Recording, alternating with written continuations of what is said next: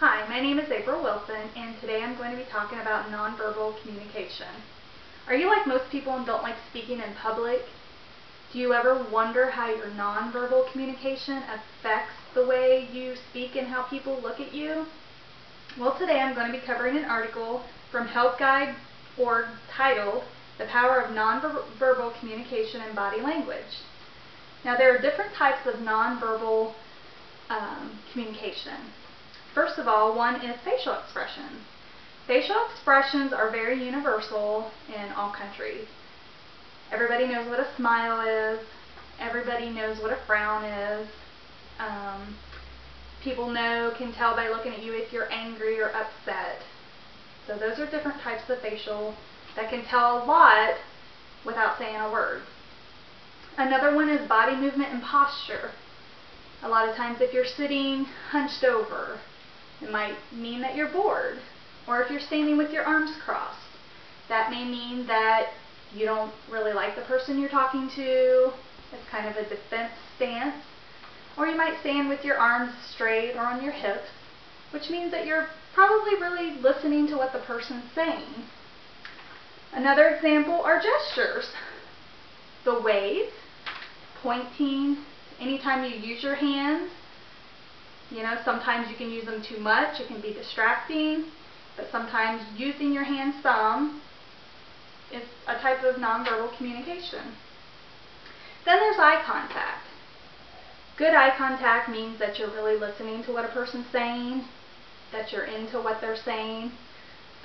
A lot of times somebody you might be talking to might kind of avoid eye contact. They may not look at you. They may have some kind of guilt there. I know with my kids, when they're not telling me the truth about something, they might try to avoid eye contact with me. Touch. A handshake. A firm handshake. A pat on the back. Giving someone a big hug. Those are types of nonverbal communication. Have you ever had someone come up and hug you and pat you at the same time? That's kind of I'm hugging you, but I really don't want to hug you. You know different types of hugs. Someone gives you a big tight hug, then you know that they really wanted to hug you. Space. Sometimes when people talk, they may get into your space, and it might make you really uncomfortable. Space is important because if you're standing too far away from a person, it may mean that you're not comfortable with them, but if you're standing too close, then that might make the other person uncomfortable.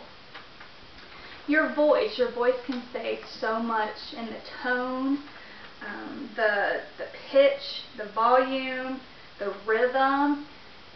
Can tell if you are in a good mood, if you're in a bad mood, if you're tired, if you're bored.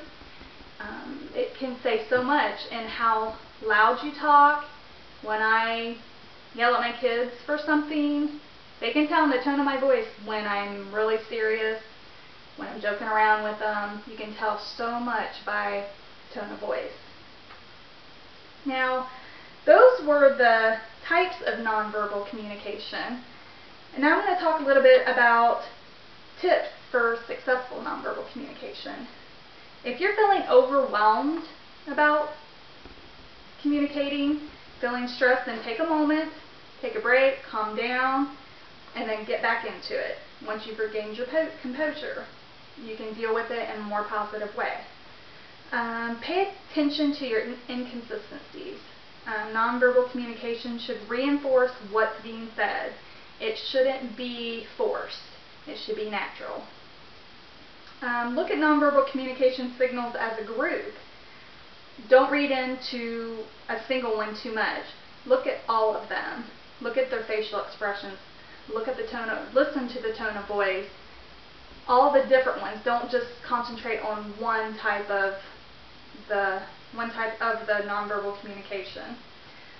In conclusion, I have explained the basics and the important nonverbal communication. We went over some of the tips, and hopefully you understand just how important nonverbal communication is when speaking in public. Thank you.